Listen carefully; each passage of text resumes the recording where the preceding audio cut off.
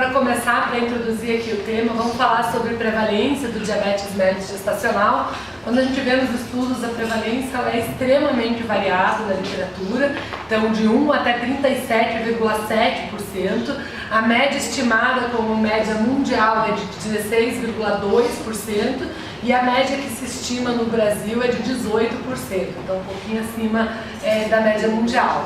Considera-se que uma em cada 6 nascimentos a mãe tenha passado por alguma forma de hiperglicemia durante a gestação, não necessariamente diabetes mellitus gestacional, mas algum tipo de hiperglicemia durante a gestação. Então é extremamente prevalente. Quem trabalha bastante com gestante vê com muita frequência pacientes chegando com diabetes gestacional. Só lembrando, é importante sempre destacar que uma mulher que tem um diabetes prévio à gestação não é considerado como um diabetes gestacional. Essa é uma mulher portadora de diabetes que engravidou, não uma portadora de diabetes tipo 1 ou tipo 2 que engravidou. O diabetes mellitus gestacional ele é quando o diagnóstico acontece durante a gestação. Então a primeira vez que existe esse diagnóstico é durante a gestação. Então quando a gente fala dessas estimativas, a gente está falando de estimativas que foram desenvolvidas durante a gestação. Nas 2 últimas décadas houve um aumento muito grande do número de diabetes gestacional, assim como a gente vê com o diabetes tipo 2 e até mesmo com o diabetes tipo 1, né? A prevalência tem aumentado, tanto de diabetes mellitus gestacional como de portadoras de diabetes em idade fértil e engravidando, né? Então isso acaba sendo um tema bem recorrente. Claro que o aumento do diabetes mellitus gestacional está relacionado com o crescimento populacional, mas isso também tem um fator importante do aumento da idade materna, né? Cada vez mais a gente vê as mulheres querendo se estabelecer na toda a vida profissional e resolver muitas coisas antes de engravidar, e eu vou mostrar os fatores de risco, e a idade materna a partir dos 35 anos é um fator de risco para o diabetes mellitus gestacional. O aumento do sedentarismo. Claro, todos aqui conhecem muito bem os hábitos alimentares inadequados que a gente vem acontecendo cada vez mais, e o próprio aumento do sobrepeso e da obesidade, que também são fatores de risco. Essa mulher que desenvolve diabetes mellitus gestacional, frequentemente essa glicemia já se normaliza logo depois do parto, mas são mulheres que têm um risco maior de desenvolver diabetes mellitus tipo 2. Se estima que cerca de 40% dessas mulheres vão desenvolver então diabetes mellitus do tipo 2 após 10 anos aí do nascimento do bebê. Por isso que existe a recomendação de se fazer um teste oral de tolerância à glicose depois de 6 semanas, né, do parto, para ver se reverteu o quadro ou se não reverteu. Mas a grande maioria das vezes, logo depois do parto, essa glicemia já retorna ao normal. Então, os fatores de risco, como eu comentei, a idade materna, então a partir dos 35 anos já é considerado como fator de risco. O sobrepeso e a obesidade são fatores de risco importantes, mas também o ganho de peso excessivo. Então, mesmo a mulher que engravida com um IMC normal, com eutrofia, se ela tiver um ganho de peso muito grande durante a gestação, ela já vai ter também um fator de risco aí associado. A disposição central excessiva de gordura, assim como o fator de risco para diabetes tipo 2, também é fator de risco para diabetes gestacional. A história familiar de diabetes em parentes de primeiro grau, crescimento fetal excessivo. Quando existe uma história de morte neonatal, uma morte fetal, uma formação, uma cromosomia, também é um fator de risco, ou o próprio diabetes gestacional prévio, hipertensão arterial ou pré-eclâmpsia, a síndrome do ovário policístico e a baixa estatura abaixo de 1,5 m. Então esses são os fatores de risco que nós temos aí. E qual é a fisiopatologia do diabetes mellitus gestacional? Então existe uma resistência à ação da insulina, né? Como a gente vai ver, uma resistência junto com uma deficiência. Assim como no diabetes mellitus tipo 2, não é só a resistência que vai causar. Além da resistência, existe também uma deficiência, né? Se for só a resistência, o pâncreas vai compensar com um aumento da produção de insulina. É a partir do momento que existe uma deficiência para essa demanda maior, que esse indivíduo vai desenvolver então o diabetes. A resistência periférica ela é devido aos hormônios, né, os hormônios secretados pela placenta, que são antagonistas à insulina. Então, por isso que isso ocorre no segundo e no terceiro trimestre, né, de gestação, é aí que esses hormônios realmente conseguem afetar. Né? Esses hormônios então, são considerados como contra-insulínicos ou diabetogênicos, né? São eles progesterona, o lactogênico acetário humano, a prolactina e o cortisol. Então, todos esses hormônios agem contra a insulina. né? Então essa resistência ela é fisiológica e ela vai acontecer em todas as mulheres durante a gestação, né? Claro que a diferença é que muitas delas acabam, a grande maioria acaba compensando com o aumento na secreção da insulina. É a partir do momento que existe essa deficiência na produção que vai então ter esse desenvolvimento do diabetes mellitus gestacional. Essa resistência ela é em certo ponto até fisiológica. O propósito é disponibilizar mais nutrientes para o feto, então é uma resistência fisiológica, né? Mas muitas não compensam com essa deficiência. E claro que além dessa resistência fisiológica da gravidez, muitas vezes existem também outros fatores associados, como a gente falou, o excesso de peso, né, uma ingestão calórica excessiva, o sedentarismo, principalmente essa gordura em região abdominal. Então, além do que já seria o fisiológico, essa mulher também tem outros fatores associados. Se uma segunda gestação, na primeira gestação desenvolveu diabetes gestacional, o risco da segunda gestação? Ela é um fator de risco já, né? Já é um fator de risco para se ter. Ou que ela tenha desenvolvido, ou que tenha algum caso, por exemplo, de uma glicemia do feto, de alguma coisa assim, que já se imagina que pode ter tido e não ter tido o diagnóstico, né? Já é um fator de risco, sim. Então, a própria gravidez já é um fator de risco, mas a gente pode ir somando com outros fatores de risco. Então, além disso, ela tem um excesso de peso. Além disso, ela tem um consumo alimentar inadequado. Além disso, ela tem, quando ela vai somando, né, a gente acaba tendo um risco maior ainda de ter esse desenvolvimento. E o grande risco são as complicações. Então, existem complicações para a mãe, para a gestante, existem complicações para o feto, né? Então, para as mães, o risco maior de aborto, um parto muito mais complicado. E uma coisa importante é um desenvolvimento muito acelerado das complicações, principalmente as microvasculares. Então, todas as complicações que a gente conhece como complicações do diabetes podem acontecer também durante a gestação. Se é uma paciente, por exemplo, com diabetes tipo 1 que vai engravidar, sempre existe a recomendação de se ter um controle glicêmico muito bom antes de engravidar. Porque se ela tiver com descontrole ou tiver com alguma complicação em desenvolvimento, isso pode acelerar durante a gestação, né? Então, bem importante ter isso em consideração.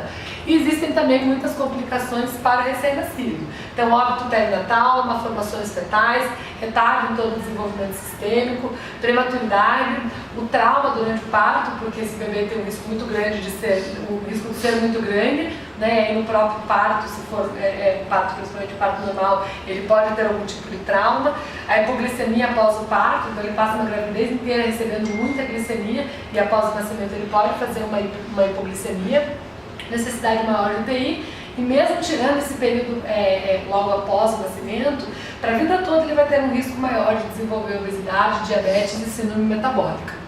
E doenças cardiovasculares também. Então, durante a gravidez, o que acontece é a glicemia elevada da mãe, né, se ela não está controlada, ela acaba fornecendo uma quantidade de glicose muito maior para o feto, que acaba ficando muito acima do peso, né? São bebês muito grandes. Então, o diagnóstico é fundamental, né? O diagnóstico, se requer esse diagnóstico muito precoce para ter o início do tratamento, porque o grande problema é o descontrole, né? Se o diabetes mellitus gestacional for tratado, for bem controlado, a gente já diminui muito esses riscos. E o controle ele pode otimizar, então, tanto esses desfechos para a mãe quanto para o filho. E a SBD, ela adota os critérios da Organização Mundial da Saúde, que é o de rastreamento universal. Então, todas as gestantes têm que fazer o teste geral de tolerância à glicose, independente de ter ou não fatores de risco, né? A ideia é que, se a gente for pensar numa triagem por fatores de risco, se estima que esse diagnóstico fique em perto de 50% dos casos. Existem muitas mulheres que não têm nenhum fator de risco e mesmo assim podem desenvolver. Quando se faz esse screening universal, isso chega a 90% dos casos. Então, por isso que é obrigatório aqui no sistema, né, público de saúde, a gente sabe que todas as gestantes fazem o teste oral de tolerância à glicose. Então, como funciona esse diagnóstico? Na primeira consulta, já nesse primeiro exame, a gestante deve fazer a glicemia em jejum. Se essa glicemia em jejum for acima de 126, esse é o critério diagnóstico para diabetes. Então, se for acima de 126, na verdade, isso é um diagnóstico de diabetes pré-gestacional, porque ela nem chegou no segundo e no terceiro trimestre, onde teria essa alteração toda de hormônios, e ela já apresentou uma glicemia aqui que seria de diagnóstico de diabetes. A gente sabe que 1 em cada 2 pacientes com diabetes desconhecem a doença, então essa é uma paciente que não sabia que tinha diabetes. Se for uma glicemia acima de 92, mas abaixo de 126, isso fica diagnosticado como diabetes mellitus gestacional. e a glicemia abaixo de 92, ela vai esperar a hora de fazer o teste oral de tolerância à glicose. Sempre para qualquer tipo de diagnóstico, não só diabetes gestacional, né, se deve fazer a repetição desse exame. Então, aí depois, né, entre a 24ª e a 28ª semana, que é o período onde se deve fazer o teste oral para tolerância à glicose. Esse período foi escolhido por ser um período que é considerado como tardio para diagnóstico, então até aí deveria já se ter essa intolerância para se fazer o diagnóstico, mas ainda é precoce para começar o tratamento. Por isso que esse é o período ideal. Um teste feito com 75 gramas de glicose, é importante orientar a gestante para que ela faça uma dieta sem restrição de carboidrato nos 3 dias prévios, que ela consuma pelo menos 150 gramas de carboidrato e um jejum de 8 horas. Né? E aí o diagnóstico fica acima de 92 de jejum já é o diagnóstico, ou 1 hora acima de 180 miligramas por decilitro, ou 2 horas acima de 153 miligramas por decilitro. Qualquer um desses 3 pontos que tem alteração já é feito o diagnóstico de diabetes mellitus gestacional. Então existe na realidade, né, quando a gente pensa nesse diabetes durante a gestação, existem aquelas pacientes que já sabem, já conhecem o diabetes antes, tipo 1 ou tipo 2, existem aquelas que fazem o diagnóstico de diabetes durante a gravidez, né, com essa glicemia acima de 126, ou com uma glicemia no teste oral de tolerância à glicose acima de 200, e existem aquelas que ficam com o diagnóstico de diabetes mellitus gestacional. E como se faz o tratamento, então? A orientação nutricional, que é o meu foco aqui, né? A monitoração glicêmica, o exercício físico e a insulinização. Então, vou comentar sobre todos esses pontos aqui. Então, a monitorização é fundamental, né? Medir as glicemias capilares, que a paciente faça essas medições em casa. A recomendação é que faça entre 4 a 7 vezes pré e pós-prandial, principalmente se for uma gestante que usa insulina. Né, a monitorização domiciliar é um ótimo instrumento para orientar a terapia nutricional. Então, para a gente ter ideia se a terapia está funcionando ou não, se isso está sendo efetivo ou não, nada melhor do que verificar essas glicemias pós-prandiais. O exercício físico também é parte integrante. O grande problema é que a gente sabe que tem que ser exercícios que não induzam a sofrimento fetal, a contrações uterinas, alterações de pressão arterial. Então, isso na realidade vai ter que respeitar todas as contraindicações obstétricas. Quem vai definir se pode ou não pode é o obstetra. Né? E muitas vezes a gente sabe que existe uma restrição, então a gente não pode contar com mais essa parte importante aí do tratamento. E vamos pensar então na conduta nutricional, que é a parte que mais nos interessa aqui. Né? Então, a Associação Americana de Diabetes, ela coloca todos os anos na revisão, mais uma vez agora em 2018, que todos os indivíduos com diabetes, eles devem receber uma terapia nutricional individualizada, né? E que isso deve ser feito de preferência por um nutricionista experiente e qualificado no fornecimento de uma terapia nutricional que seja bem específica para diabetes. Né? E é isso que estamos fazendo aqui hoje, né? Pensando o que a gente vai pensar para uma orientação bem específica. O que é importante na hora da gente individualizar esse plano alimentar para essa paciente? Avaliar qual é o IMC pré-gestacional, né, como ela estava antes de engravidar, o ganho de peso materno durante toda a gestação, né, não só o ganho de peso, mas também como esse ganho de peso foi distribuído, né, para que isso seja bem distribuído ao longo dos meses, a idade gestacional, a frequência e intensidade de exercícios físicos e o padrão de crescimento fetal também é muito importante para se avaliar isso. Né? E aí eu trouxe para vocês, para a gente ir avaliando todo esse plano alimentar, eu trouxe um caso clínico para vocês, e aí a gente já vai vendo como que eu fui conduzindo esse caso para vocês irem pensando o que vocês fariam de diferente aí do que foi a minha condução. Então essa foi uma paciente de 35 anos, comissária de bordo, ela apareceu para mim com 26 semanas de gestação, era a primeira gestação, já com diagnóstico de diabetes mellitus gestacional, uma glicemia de 1 hora 195. Ela engravidou com um IMC de 26,6, então ela engravidou com sobrepeso e até a primeira consulta ela tinha engordado 7,2 kg, até a hora que ela chegou. Ela chegou e ela tinha comissário de bordo, eu só descobri quando ela veio se consultar comigo. Eles não podem trabalhar desde a hora que já recebem, né, já sabem que estão grávidos. Então ela estava acostumada com um ritmo intenso de vida e de repente ficou a gravidez inteira em casa. Então ela estava super ansiosa, comendo, super com tempo em casa, ansiosa.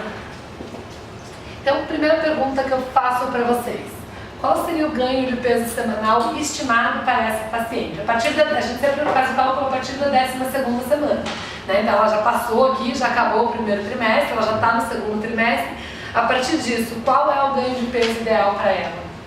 Então, 300 gramas. Então a gente faz sempre o cálculo olhando qual é o IMC dela. Então ela tinha um IMC de sobrepeso. Então, o primeiro trimestre a recomendação seriam 900 gramas durante o primeiro trimestre inteiro, né? Ela já chegou estourando a meta dela e muito, né? E aí aqui a ideia seria de um sobrepeso, seria de um ganho de 300 gramas, né? Para totalizar aí entre 7 a 11,5 kg. Né? Algumas outras referências para vocês verem, a SBD coloca entre 300 a 400 gramas a partir do segundo trimestre, né? Até fechar as 12 primeiras semanas. Teoricamente, esse ganho de peso é mínimo, né? A partir disso que a gente faz o cálculo. E aqui o Joslin coloca também com sobrepeso entre 220 e 320 gramas. Né? Então, 300 gramas a gente fecha a recomendação de todas as orientações que a gente tem aqui. E para isso, o que vocês iriam imaginar de cálculo calórico aqui? De 25 a 35, de 20 a 25, de 30 a 40? Essa tá mais fácil, né? Então, de 20 a 25 calorias. 40 calorias, daí a gente estoura a meta dela em mais um mês, né? Então, a recomendação para sobrepeso seria de 20 a 25 calorias, né? Mais algumas referências aqui, né? O Joslin coloca 24 calorias ali, fecha num valor mais exato, né? Existem algumas recomendações aí de fracionamento. A ideia para diabetes gestacional sempre é de um jejum com uma quantidade de carboidrato menor. Esse é o horário em que é maior intolerância ao carboidrato. Então, por isso que ficou com 20% aí de jejum, né? Fracionamento é fundamental para evitar tanto a hiperglicemia como também a hipoglicemia, né? Se a paciente estiver ainda apresentando náuseas ou vômitos também já vai ajudar a ideia de ter o fracionamento. E a ideia para a gente conseguir ofertar tudo que essa gestante necessita é que a gente fracione muito aí, de preferência em 6 refeições, para que em nenhum horário tenha uma quantidade muito grande de carboidrato. E como deveria ser a distribuição de macronutrientes, então? Os carboidratos aqui eu coloco de 45 a 60, de 50 a 60, de 40 a 55%.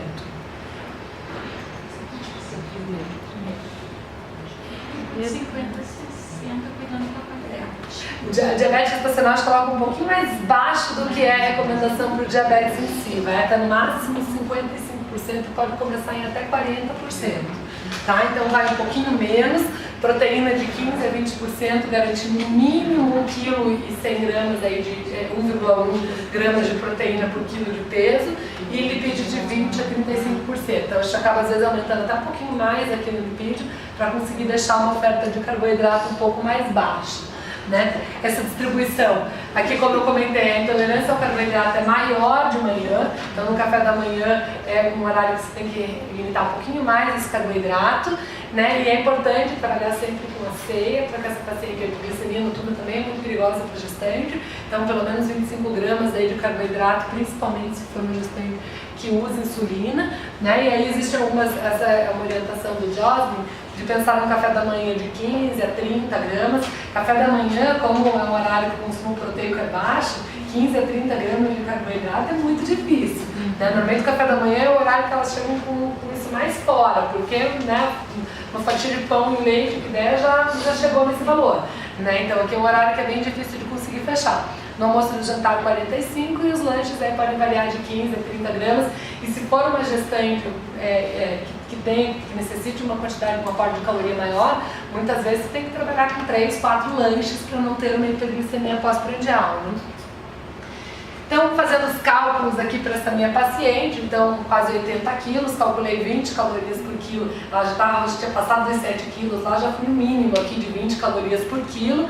Né? Então, lembrando que o carboidrato deve ser no mínimo 175 gramas para gestante, vou comentar isso daqui a pouquinho, então 180 gramas, e aí distribuindo um café da manhã de 15, um almoço de 45, coloquei 2 lanches à tarde de 30 e 15 gramas, um jantar às 6h30, um jantar de 45 gramas e uma ceia de 30 gramas. Como eu falei, ela estava com bastante tempo em casa, então coloquei várias refeições aqui. Ela tinha bastante fome, então fracionei bastante aqui para tentar controlar melhor essa glicemia e deixar ela sem sentir fome. A glicemia pós-prandial, como eu comentei, é o melhor preditor de uma glicemia fetal e é considerado o melhor parâmetro de controle. Então, bem importante para a gente saber se aquele cálculo que a gente fez funcionou ou não, medir a glicemia pós-prandial.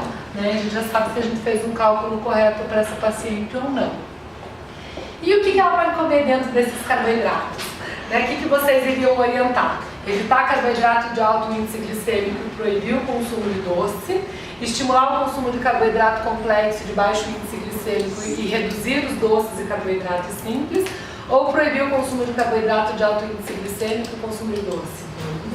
Dois? Tá, todo mundo mais bonzinho também. Bom, se a gente pudesse proibir e a gente fosse assim, né, respeitado ao pé da letra, mas isso não vai funcionar assim. Apesar de que eu sempre digo, né, que gestante é um período mais fácil da gente trabalhar, porque a gente está falando que faltam, né, ó, daqui a 12 semanas acabou.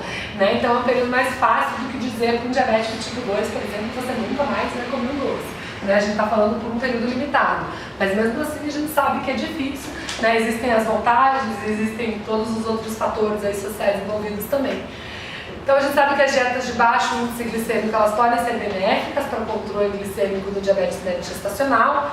Recomenda-se sim substituir os carboidratos de alto índice glicêmico por outros com índice glicêmico mais baixo. E o carboidrato de alto índice glicêmico ele deve ser, quando for ingerido, sempre colocar junto uma fonte de proteína, de fibra, de ácido graxo monopoliinsaturado, né? Lembrando que existem vários fatores que interferem no índice glicêmico.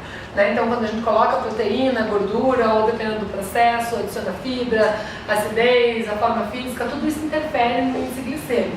Então, não é porque o alimento tem alto índice glicêmico que ele não pode ser consumido. Né? Dependendo da refeição toda, da carga glicêmica toda ali, a gente pode sim utilizar aquele alimento.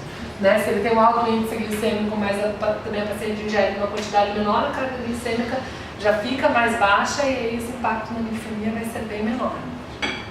E aí eu trouxe um estudo aqui para vocês, foi um estudo com 235 gestantes, elas receberam uma dieta de baixo índice glicêmico e um controle aí recebendo orientações de alimentação saudável sem falar de índice glicêmico, né, com 285 gestantes. Elas estavam com mais de 22 semanas de gestação e a conclusão foi que a glicemia foi significativamente menor naquelas que tinham baixo índice glicêmico, mesmo comparando aqui com uma alimentação saudável, né, tanto no segundo quanto no terceiro trimestre. E além disso, esse grupo apresentou um maior consumo de fibras, menor consumo de calorias e menor ganho de peso. Então foi benéfico sim utilizar um índice glicêmico mais baixo. Né, falando em fibras aqui, só para comentar também que o consumo mínimo recomendado para gestantes, para diabetes gestacional é de 28 gramas de fibra. E a gente sabe que não é fácil chegar nisso. Né? Tem que ser, as pessoas acham que comer salada, aquela uma folhinha de alface, uma rodela de tomate, não tem, né, uma quantidade de fibra significativa. Né? Então, realmente orientar e fechar bem essa parte de fibras. Então, com relação ao índice glicêmico, a gente tem aqui com nível de evidência B que as fontes de carboidrato derivados de frutas, vegetais, leites e grãos não refinados devem compor a alimentação diária, mas que embora esses alimentos de baixo índice glicêmico possam reduzir a hiperglicemia pós-prandial, não existem evidências suficientes para que justifiquem que a gente utilize o índice glicêmico como uma estratégia primária. Não adianta ela trocar o pão branco pelo pão integral e continuar comendo 4 fatias de pão de manhã. Né? A gente vai melhorar o índice glicêmico, vamos melhorar a qualidade desse carboidrato, mas a gente precisa controlar essa quantidade também. Né? Então, por isso que a gente fez todo o cálculo ali de quantidade de carboidrato por refeição. Quando a gente está usando a contagem de carboidrato junto, aí sem dúvida nenhuma, usar o índice glicêmico, contabilizar o quanto essa paciente está consumindo, aí sim a gente vai conseguir um controle muito melhor. Né? Os carboidratos de absorção rápida, inclusive a sacarose, eles podem ser consumidos moderadamente por gestantes com um bom controle metabólico, né, mas devem entrar no cálculo de carboidrato da refeição. Então, se ela vai consumir, ela precisa descontar daqueles 45 gramas que a gente permitiu na hora do almoço. Né? Vai colocar uma sobremesa, essa sobremesa tem 30 gramas, sobrou 15 para o almoço. Né? Então, ela tem que contabilizar isso dentro. A sacarose é a recomendação, não pensando em diabetes médio gestacional, mas para os diabéticos e, na verdade, para toda a população é de 5% do VET, né? Como eu falei, substituir outro carboidrato, a frutose até 12%, né? Então a gente acaba vendo aí muito xarope de milho em muitos alimentos, um consumo muito grande de frutose, A gente colocou um parecer da SBD no ano passado, que a nossa recomendação era até 10%, mas isso foi reduzido para 5%, porque isso, na verdade, quem teve esse início da redução foi a Organização Mundial da Saúde, que reduziu para 5%. Então é pouquinho, né? Um ponto importante aqui que eu queria chamar a atenção também, esse foi um estudo com N pequeno, 40 pacientes, mas foi um estudo legal, porque eles compararam a mesma composição de macronutrientes, mesma quantidade de fibras, com um índice glicêmico mais baixo e um índice glicêmico mais alto. E a glicemia média, ela reduziu com essa dieta em todos os grupos de uma maneira similar. O que foi a diferença? A diferença foi na variabilidade glicêmica. Então a média foi a mesma, mas a variabilidade não. E cada vez mais a gente vê que essa variabilidade glicêmica que aumenta o risco de complicações. Então aí sim a dieta de baixo índice glicêmico diminuiu esse coeficiente de variabilidade. A gente vê agora com a tecnologia, muitos pacientes usando sensores aí que a gente tem toda essa questão de variabilidade glicêmica sendo também apresentada para a gente, assim a gente consegue ver o quanto que o índice glicêmico tem de interferência. Às vezes só com a glicemia pós-prandial, ali 1h30 depois, 2 horas depois, não era possível ver tanta diferença. Mas quando a gente avalia bem a fundo a variabilidade glicêmica, a gente já consegue perceber muito mais. Eu gosto muito desse posicionamento que a SBD coloca, que fala que a monitorização ainda é considerado o melhor jeito da gente guiar a resposta específica de cada alimento para cada indivíduo. Então, a gestante costuma medir a glicemia com bastante frequência. Então, antes de falar para ela que não dá para comer batata, que o índice glicêmico é muito alto, a gente tem que ver que se naquela quantidade calculada, com a salada, com a carne, com azeite de oliva, com todo o contexto junto, realmente ela vai ficar elevada. Às vezes a gente pode conseguir controlar super bem sem precisar restringir. Então todos os pacientes que fazem toda essa coleta de dados e que vêm, que trazem isso pra gente, é fundamental parar, olhar, ver, pensa que a pessoa ficou medindo lá 4, 5 vezes por dia a glicemia e anotando no caderninho, e ao invés de dizer para ela que a banana sobe a glicemia, a gente precisa de fato ver se aquilo realmente aconteceu para aquele indivíduo. Com relação aos lipídios, então, de 20% a 35%, então podemos aumentar um pouquinho esse percentual, lembrando que os ácidos graxos saturados devem ficar em até 7%, gordura trans o mínimo possível e até 2 gramas, colesterol até 300 miligramas, poli até 10 e mono de 5 a 15%. Então, as gorduras monoinsaturadas ajudam bastante aí nessa composição toda. Então, lembrando que a ingestão exagerada de gordura saturada, ela aumenta a concentração plasmática de ácidos graxos livres e a secreção de insulina. A exposição a grandes quantidades de ácidos graxos por períodos prolongados pode diminuir a resposta da célula beta para a glicose, para fazer uma lipotoxicidade. Então é importante diminuir esse consumo e realmente não é o quanto de gordura que esse indivíduo consome, mas sim qual é a qualidade. Então diminuir muito aqui e aumentar bastante nos ácidos graxos monoinsaturados. Aí sim a gente consegue aumentar a permeabilidade das membranas celulares e diminuir a resistência à insulina, que é todo o começo da fisiologia que a gente viu da fisiopatologia e do diabetes mellitus gestacional. E aí a gente vê muito justamente essa questão, que o padrão de uma dieta mediterrânea é um padrão que ajuda muito no controle glicêmico. Então a ideia de aumentar bem a gordura monoinsaturada, de incluir o ômega 3, a gente sabe que consegue uma melhora bem grande, tanto no controle glicêmico, quanto principalmente aí pensando em doença cardiovascular. As proteínas de 15% a 20%, então a recomendação é pelo menos 1,1 gramas por quilo de peso, no mínimo 71 gramas de proteína por dia, pensando aí nas gestantes. Então, claro que fonte de proteína saudável, o ômega 3, além de ser muito importante para o controle glicêmico, para o diabetes em si, também é bem importante durante a gestação, e aí pensar em todas essas fontes saudáveis de proteína, o ovo como uma proteína de alta qualidade, a carne vermelha tentar reduzir isso, claro que dependendo de como tiver a hemoglobina dessa paciente, como tiver a ferritina, mas tentar reduzir um pouco, o frango também pode entrar dentro disso com menor teor de gordura saturada, mas a gente precisa equilibrar todo esse consumo proteico. Esse é um slide legal que mostra a Associação Americana de Diabetes fez essa lista do que seriam os superfoods para diabetes, os alimentos mais recomendados para quem tem diabetes. Não pensando em diabetes gestacional, mas pensando em diabetes em geral. né? E fica super legal porque se a gente pensa para uma gestante, são alimentos que realmente a gente tem que pensar em incluir quando a gente fala no cardápio de um paciente com diabetes mellitus gestacional.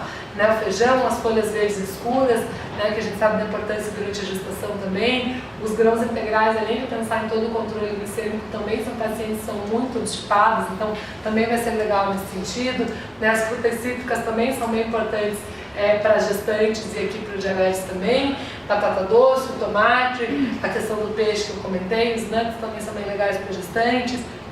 Leites e iogurtes desnatados, os berries, que são frutas bem indicadas para diabetes, né? Então a gente consegue pensar aí que seria realmente uma lista bem legal para o diabetes mellitus gestacional, pensando tanto no período da gestação quanto no controle glicêmico. E os adoçantes que sempre causam bastante polêmica, né? O que vocês indicariam para essa minha paciente? Proibir durante a gestação, stevia ou sucralose, por ter um menor risco, ou aspartame, sucralose, acesulfame-K?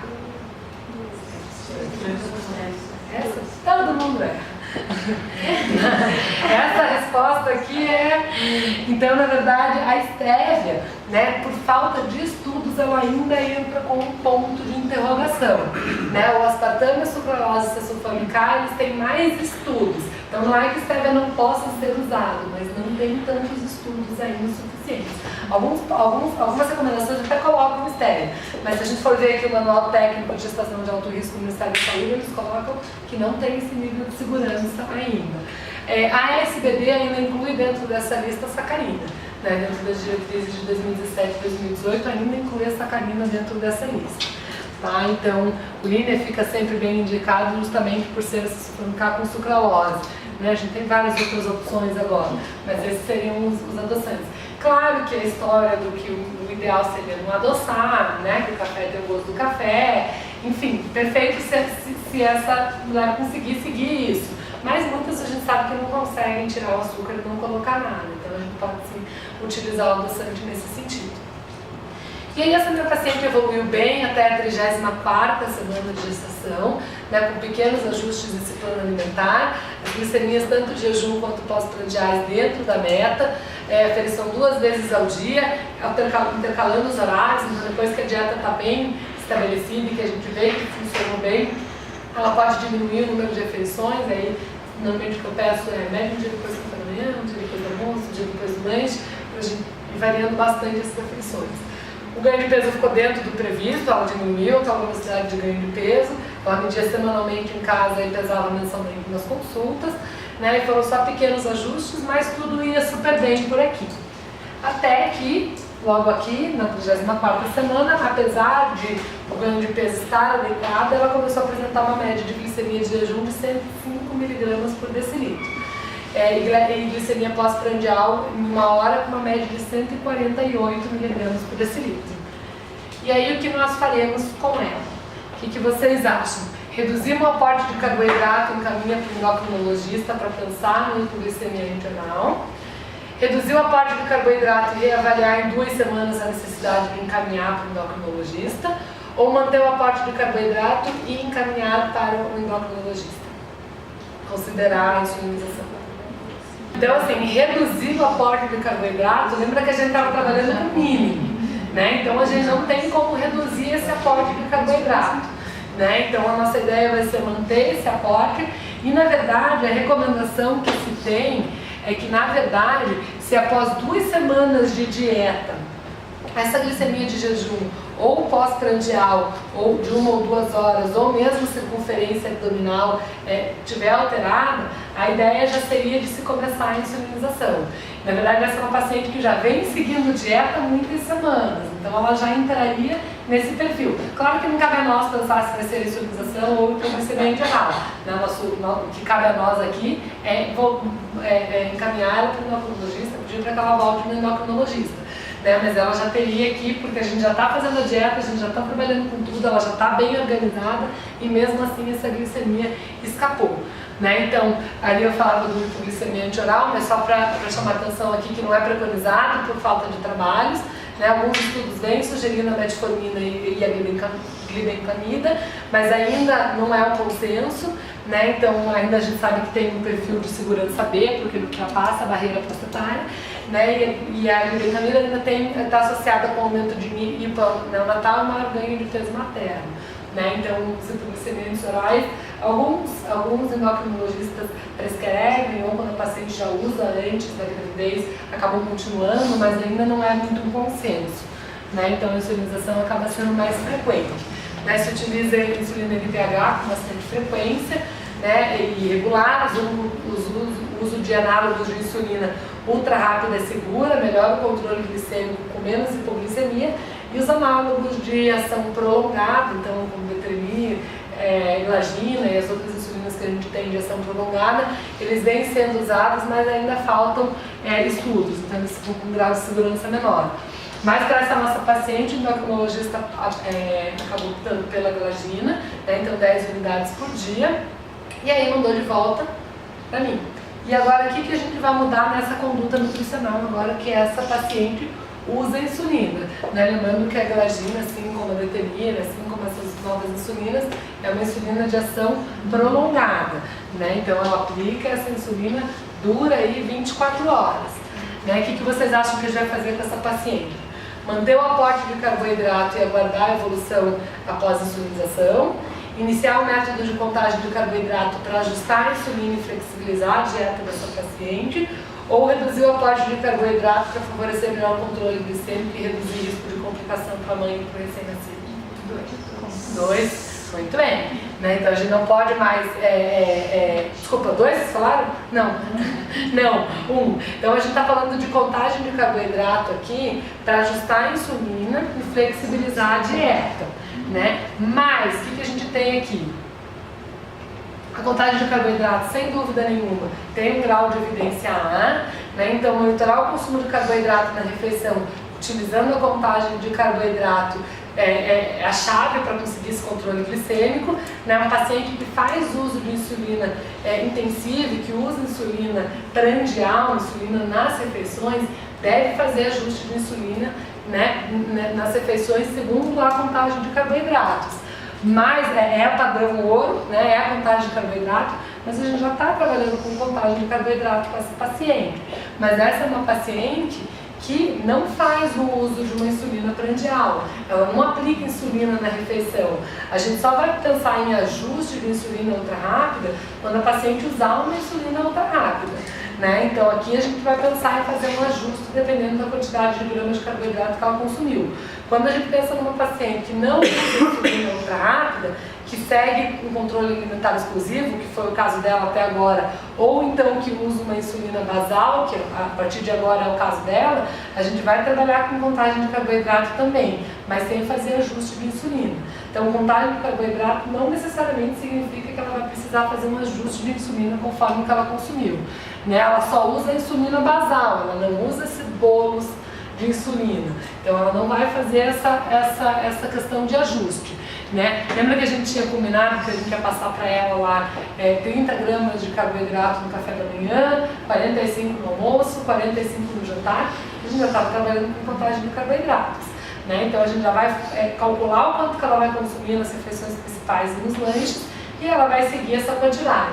Né? Então é um método padrão ouro, mas a gente já estava trabalhando com ele. Tá? Ela não vai fazer ajuste de insulina conforme pelo tipo de insulina que ela está usando. Como que a gente faz contagem de carboidratos? A gente pode trabalhar uma lista de equivalentes, né? Seria como uma lista de substituições, mas aqui isso não está englobando calorias, e sim gramas de carboidrato, né? Então, diferente da lista de substituição que a gente tem como base as calorias, aqui a gente tem como base as gramas de carboidrato, ou a gente pode trabalhar com gramas de carboidrato mesmo, com manual de contagem de carboidrato, com rótulo, com aplicativos. Né? A gente tem um aplicativo agora da SBD que está super legal, então a gente pode passar lá a quantidade de carboidrato que ela deve consumir e ela vai contabilizar até chegar naquela quantidade. Né? Os dois métodos têm suas vantagens e desvantagens. Quando a gente trabalha com gramas de carboidrato, isso é muito mais preciso. Claro que é mais trabalhoso, porque ela vai ficar contando alimento por alimento ali, vai acabar perdendo um pouquinho mais de tempo, exige um pouquinho mais de habilidade, mas fica muito mais flexível. Pode usar qualquer rótulo, pode usar esses aplicativos que estão super legais, então ela consegue flexibilizar mais. A lista de substituição ela é mais prática, é mais simples e também é mais fácil de a gente conseguir elaborar um plano alimentar. Então, quando eu estou pensando numa gestante, eu consigo aqui incluir o quanto de fruta eu quero que ela consuma por dia, né? Eu consigo colocar certinha a distribuição ao longo do dia, então eu consigo facilitar um pouco no sentido de ter certeza que ela vai ter uma alimentação mais saudável, porque os gramas de carboidrato liberam aqueles 45 gramas no almoço e o paciente se vira, né? Quando a gente coloca por grupo, por substituições, a gente pode trabalhar com grupos alimentares. Então, nesse horário você vai escolhendo um grupo do grãos, aqui um grupo da fruta e aqui um grupo do leite. Então, eu consigo melhorar a qualidade dessa alimentação também. Mas nada impede que a gente use um pouco de cada método, né? Então, a minha lista de equivalentes, por exemplo, traz ali quantos gramas de carboidrato eles pedem naquele grupo, para que o paciente consiga usar também um aplicativo, consiga usar um rótulo para fazer a leitura também, consiga ter isso tudo englobado ali. E aí então, nós não fizemos ajuste, né? Continuamos com a contagem de carboidrato para ela. Esse plano foi mantido até a 39ª semana, com controle glicêmico bom, ganho de peso adequado até o fim da gestação. Ela guardou evolução espontânea, não precisou fazer cesárea, foi super bem no parto, né? O paciente e o recém-nascido evoluíram bem nas semanas seguintes. E essa minha paciente eu atendi faz muito tempo, ela mora em São Paulo, ela ficou aqui só na época da gravidez, mas ela até voltou no consultório com um menino com 6 anos e tudo ótimo, voltou lá só para apresentar ele, mas ela evoluiu super bem, foi um caso que evoluiu super bem.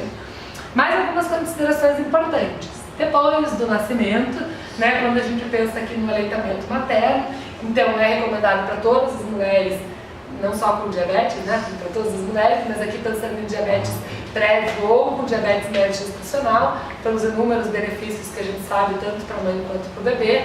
Quando a gente pensa especificamente no diabetes gestacional, o aleitamento materno por mais de 3 meses está relacionado com a redução do risco de desenvolver o diabetes tipo 2, né? Então a gente falou, essa glicemia normaliza depois do parto, mas são mulheres que, se durante a gestação ela não conseguiu aumentar essa demanda de insulina e acabou apresentando diabetes médio gestacional, quer dizer que ela tem um risco maior também de desenvolver o diabetes tipo 2, né? Então o fato de aumentar por mais de 3 meses vai reduzir esse risco. Além de ajuste na dose de insulina, muito comum após o parto, aqui na amamentação, essa paciente ter hipoglicemia, né? Então precisa fazer ajuste na dose de insulina, se ela estiver usando insulina, muitas vezes nem vai mais precisar usar. E aumentar o aporte de energia e de proteína para evitar grandes flutuações glicêmicas, né? O consumo de carboidrato antes ou durante o aleitamento auxilia a prevenir a hipoglicemia, que é bem frequente.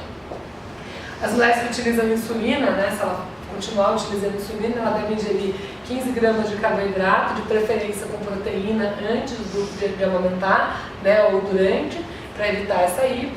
E durante o aleitamento noturno também é importante fazer a redução da glicemia, para ver se não vai precisar também fazer algum lanche, né? E o consumo de álcool também, claro, deve ser evitado, né? Não basta os 9 meses de gestação, né? Esse consumo deve continuar ainda ser evitado.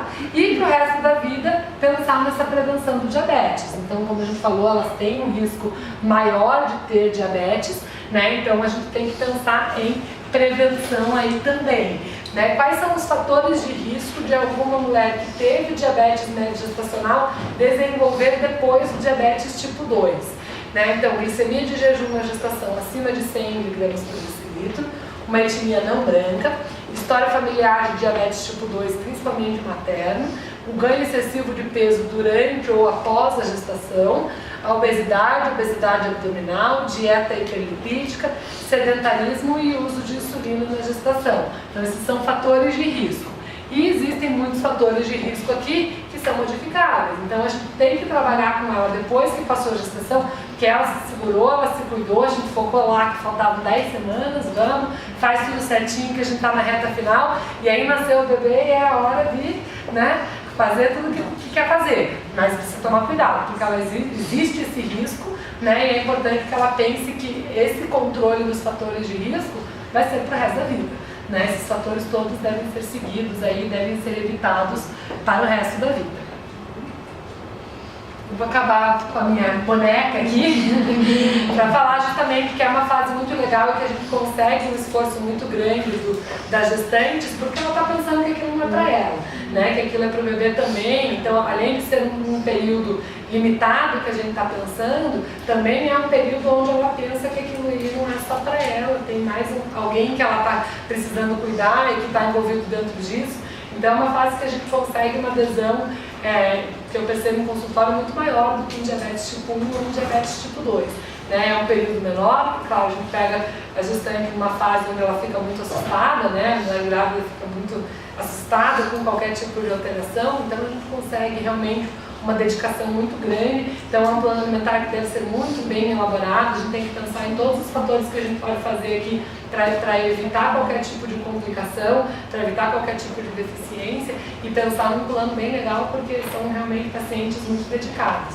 Né? A gente consegue um trabalho bem legal para o nosso objetivo aí, que é de evitar qualquer tipo de complicação, tanto para a mãe quanto para o bebê.